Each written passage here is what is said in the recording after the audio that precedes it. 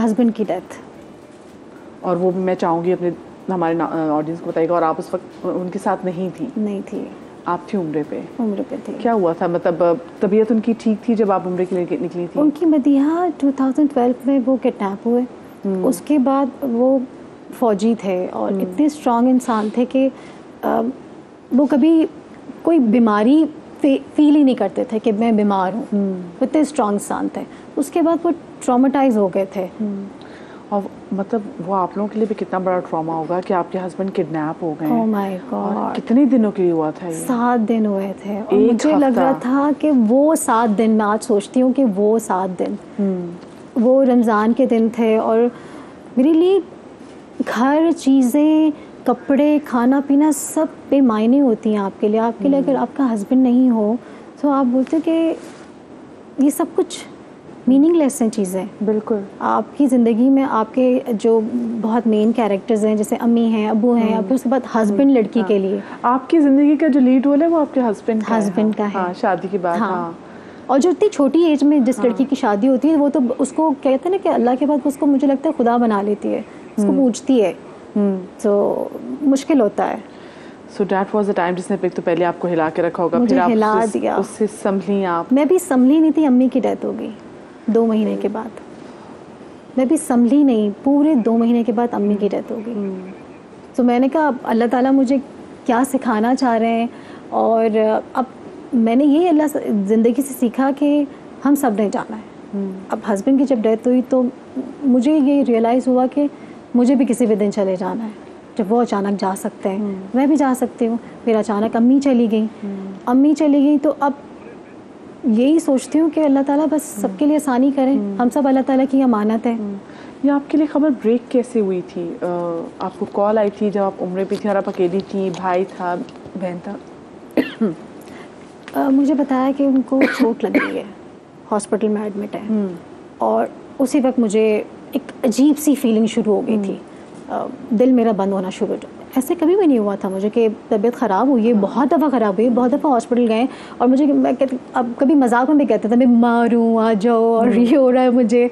तो इस दफ़ा जब बीमार हुए और हॉस्पिटल में एडमिट हुए, मेजर सर्जरी हुई, मेरा दिल कुछ कह रहा था कि कुछ होने वाला है, होने वाला है, कुछ होने वाला है। इंट्यूशन सारी आ रही थी। ओह, ऐसी आ रही थी। और उसके नेक्स्ट डे मैं गई हूँ हज़रत हमज़ा अली रज़ी ताला की कब्र मुबारक पे मैं खड़ी हुई थी, वहीं दुआ कर रही थी, वहीं कॉल आई है और मैं रोड पे थी। और वहाँ पे क्या दुआ मांग रही थी? मैं दुआ, सेहत की दुआ मांग रही थी, अपने हस्बैंड की सेहत। हाँ, हस्बैंड की सेहत की दुआ मांग रही थी और सबके लिए सेहत में पकड़ी थी। अल्लाह ताला आसानी करे सबके लिए। और रोड पे जब खबर मिली कि उनकी डेथ हो गई है, मैं चीख के रोना शुरू हो गई और सब परेशान हो गए। क्योंकि आप ये फीलिंग्स ही, मुझे लगता है ये अलग ही फीलिंग्स हैं। बिल्कुल। ये सब क्योंकि वाकई अपना शादी के बाद मैं देखती हूँ कि हम दुआ ये कर रहे थे कि अल्लाह मियाँ हमारी ज़िंदगी में हम इनका जाना ना देखें, मतलब हमें इन्हीं की ज़िंदगी में उठा लेना। तो एक औरत के लिए वो कितनी बड़ी बात होती है कि एक तो अल्लाह के घर में एक खूबसूरत लम्हा, और उस खूबसूरत लम्हे में आपको ज़िंदगी की सबसे बुरी खबर एक मिलना। और औरत हमेशा यही दुआ करती है, अल्लाह ताला मेरा सुहाग सलामत रखना। बिल्कुल। मेरा शौहर मुझे कब्र में उतारे। बिल्कुल। हर औरत की यही ख्वाहिश होती है। बिल्कुल यही होती है। तो वो ये चीज़ नहीं, वो सोच भी नहीं सकती, वो सोचती भी नहीं, मैं सोचती भी नहीं थी कि ये ऐसा हो भी सकता है। तो ये हुआ तो इसने मुझे हिला दिया लिटरली मुझे।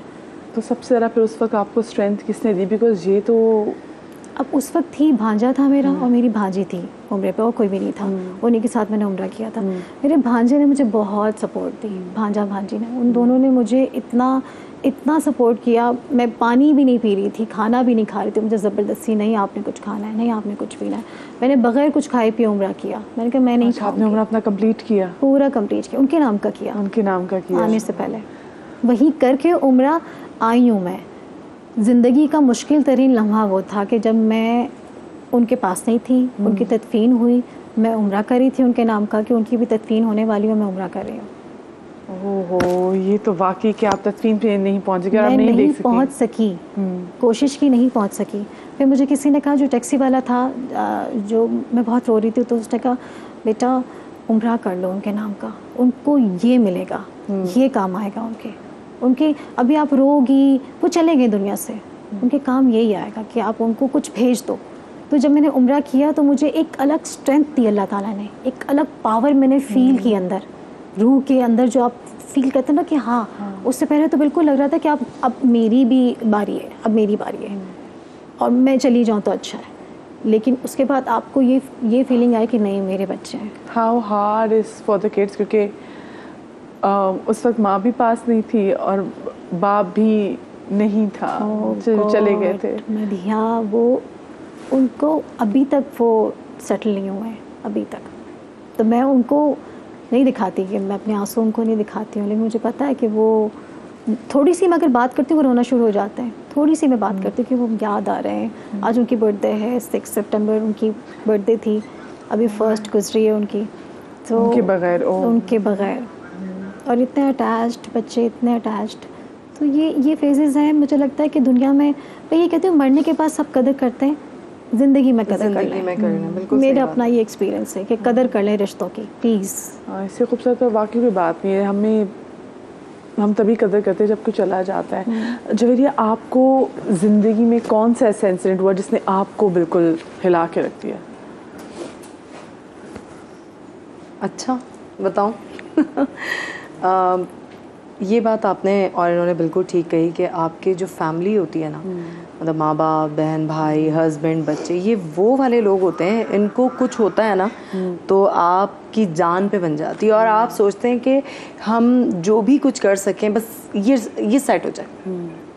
अच्छा, मेरी लाइफ में वैसे तो सबसे बड़ा हादसा ये था कि मेरी अम्मी और अब्बा की डेथ। अब्बा मेरे जो है वो इंडिया गए अपनी मेरी दादी से मिलने, तो उनकी डेथ वहाँ हो गई, उनकी तदफीन भी वहीं पर हुई।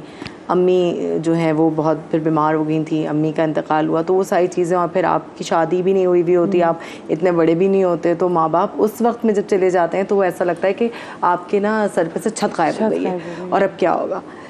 उससे बड़ा जो दुख होता है वो आपकी मैच्योर एज में अगर आपके शौहर के साथ कुछ हो जाए, वो बड़ा तकलीफ दे होता है। तो और वाकई अल्लाह ताला से हर हाल में, हर वक्त में मदद मांगनी चाहिए और वही है जो आपको हेल्प करता है। किसी की औकात नहीं होती कि वो आपकी मदद करे। और कहते हैं ना, जब ऊपर वाला राजी हो जाता है तो नीचे वाले मजबूर हो जाते हैं। तो अल्लाह ताला जो है वो आपसे, उनका राजी होना बड़ा ज़रूरी है। और जब आप दिल से मांगते हैं, हम कहते हैं हमारी दुआएं कबूल नहीं होती, बहुत सारे लोग कहते हैं अल्लाह को राजी करना है ना, तो अगर इंसान को नाराज़ भी करना है तो उसको कर दें, क्योंकि अल्लाह राजी हो गया तो सब राजी हो जाते हैं। तो आपने प्यारी बात की जवेरिया कि जब अल्लाह ऊपर अल्लाह राजी हो जाए ना तो नीचे लोग फिर मजबूर हो जाते हैं। बिल्कुल ऐसा ही है। तो अल्लाह ताला जो है आप उसको राजी रखें। और हमारी क्या लाइफ है, लोग बहुत सी बातें करते हैं कि जी मीडिया में है, हराम कमाते हैं, ये वो, जबकि मैं आपको बताऊं बहुत हलाल कमाई है हमारी। हमारा पता नहीं होता, हम किसी सेट पर हैं, कुछ है वहाँ, कुछ हो जाए, करंट लग जाए अल्लाह ना करे, या कुछ और हादसा हो जाए, या बहुत सी चीज़ें हो जाती हैं। तो हम तो हर वक्त ही, हम भी वो क्या कहते हैं उसको, वो जो मौत का गहवारा होता है वो जो उसमें ही हम भी, क्योंकि आप लोग जो काम करते हैं ना वो लोगों के सामने आता है, तो मतलब माँ बाप भी जो है वो सिक्योर फील करते हैं। जैसे मैं भी न्यूज़ में जब मैं थी तो लोग पूछते थे कि हाय आपकी बच्ची न्यूज़ में, तो मेरे अब्बा कहते हैं मेरी बच्ची मेरी आंखों के सामने है, वो जब तक खबरें पढ़ती है मेरे सामने होती है। खैर, मैं ज़रा आपकी बात को कंटिन्यू करूँगी, मुझे एक छोटी सी ब्रेक लेनी है। इनायत से बड़ी बातें करनी, लेकिन छोटी सी ब्रेक के बाद कहीं मजा आएगा।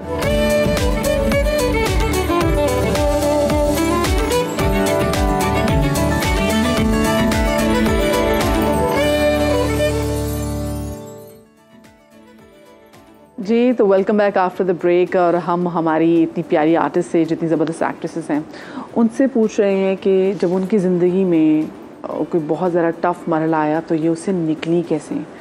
मतलब हम ब्रेक में भी जब फ़हीमा से बात कर रहे थे, पूछ रहे थे, तो वो ऐसी बात थी कि वो दिल में दुआ कर रहे थे कि अल्लाह पाक इससे कोई और औरत ना गुजरे जिससे फ़हीमा गुजरी हैं।